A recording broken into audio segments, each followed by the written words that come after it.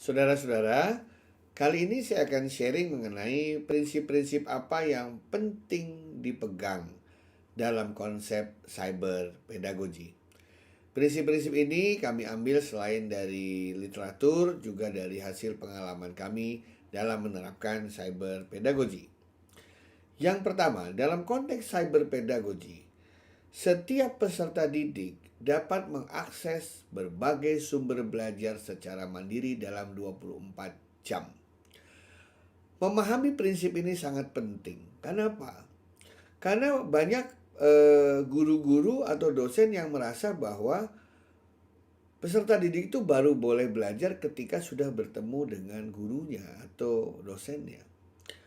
Melihat bahwa internet itu tidak pernah tutup, seyogianya kan peserta didik itu bisa belajar kapanpun. Bahkan dia bisa mempelajari materi sebelum bertemu dengan kita. Dan juga kita harus tahu bahwa tidak semua informasi atau konten yang ada belum tentu valid.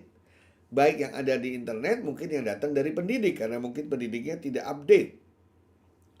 Oleh karena itu peserta didik harus diajarkan cara memfilter informasi mana yang benar, mana yang tidak, terutama yang berkaitan dengan pengetahuan.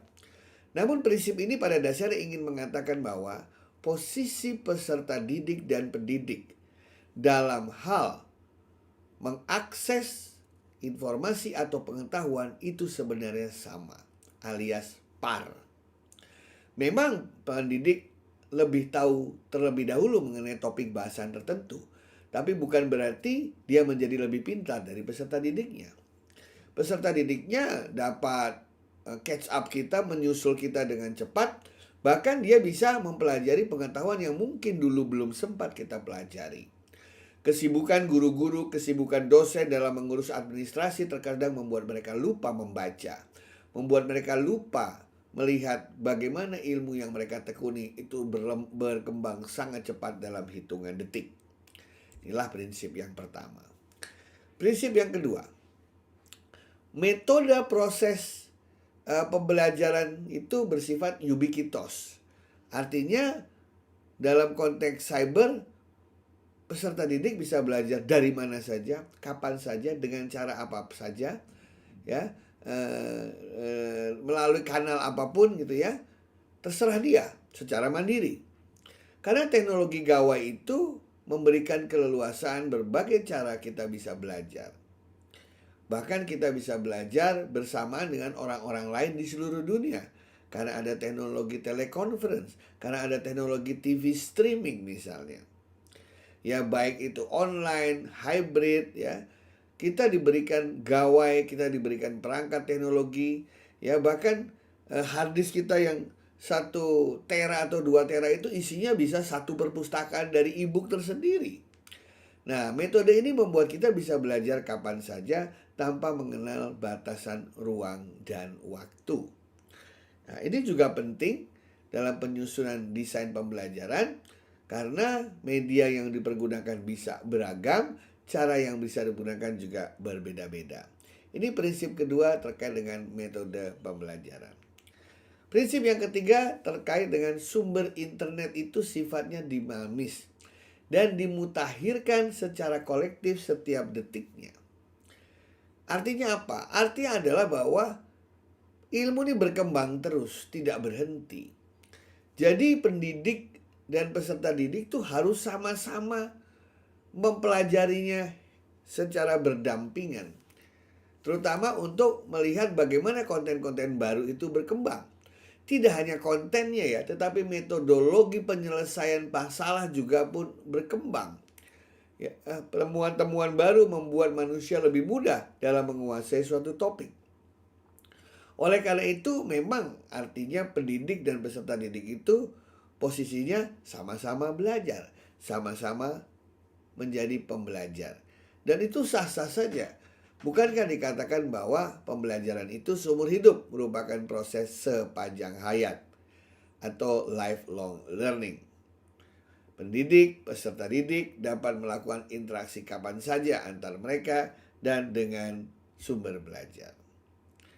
Yang keempat, karena sifatnya yang serba terbuka, 24 jam non-stop, pembaharuan setiap detiknya, maka proses pembelajaran akan cenderung bersifat intuitif, kontekstual, dan kritis sekaligus.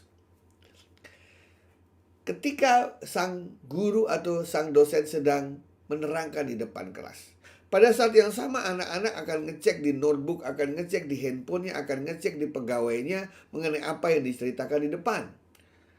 Jika ada hal-hal yang menurut mereka perlu dipertanyakan, mereka tidak setuju, atau mungkin ada hal-hal yang membuat mereka kurang sreg gitu, mereka langsung bisa berdebat dengan pendidiknya.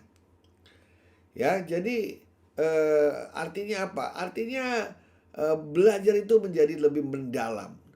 Dulu ada yang namanya Socratic Dialogue, zamannya Socrates, Plato, Aristoteles, di mana secara filosofikal mereka selalu mempertanyakan apapun topik bahasan yang ada. Sekarang pun sebenarnya suasana Socratic Dialogue itu bisa dikembalikan ke dalam kelas. Karena sang guru browsing, peserta didik browsing, dan pasti banyak misteri-misteri dari ilmu pengetahuan yang menjadi pertanyaan mereka bersama. Dan disitulah mereka bisa kerjasama secara kritis, secara kontekstual, menemukan ilmu-ilmu baru atau mengembangkan pengetahuan yang sudah ada.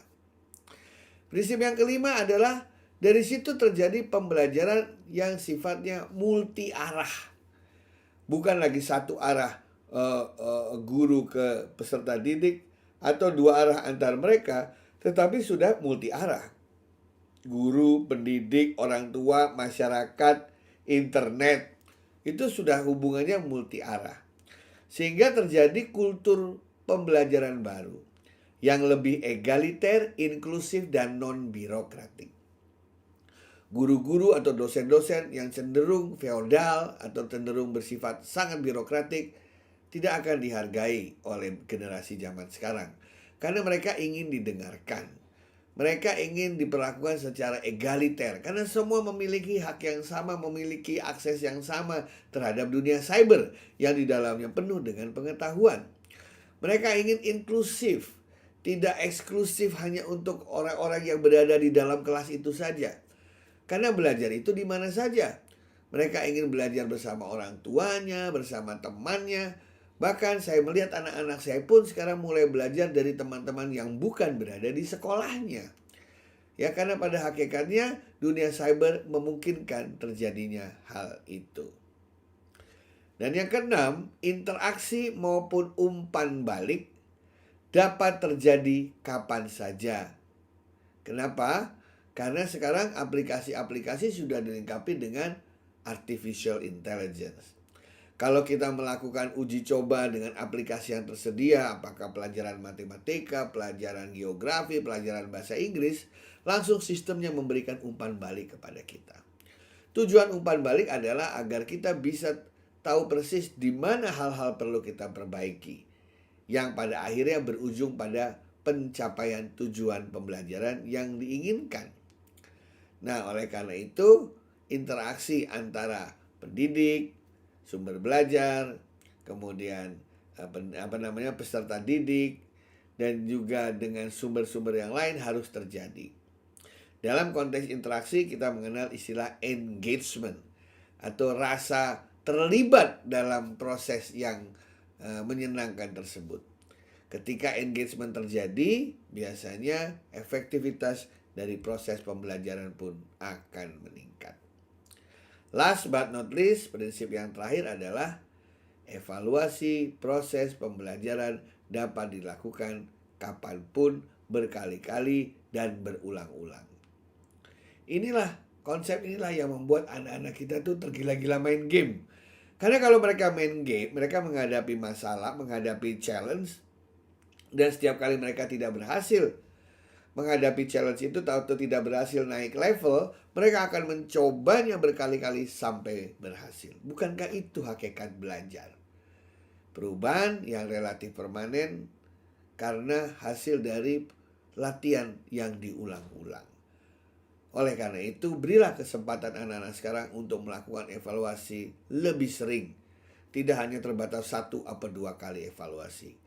Bayangkan kalau kita menggunakan model UTS dan UAS saja, katakanlah 1-2 hari sebelum itu, sebelum acara atau sebelum tes dilakukan saya sakit, maka pasti hasilnya tidak maksimal.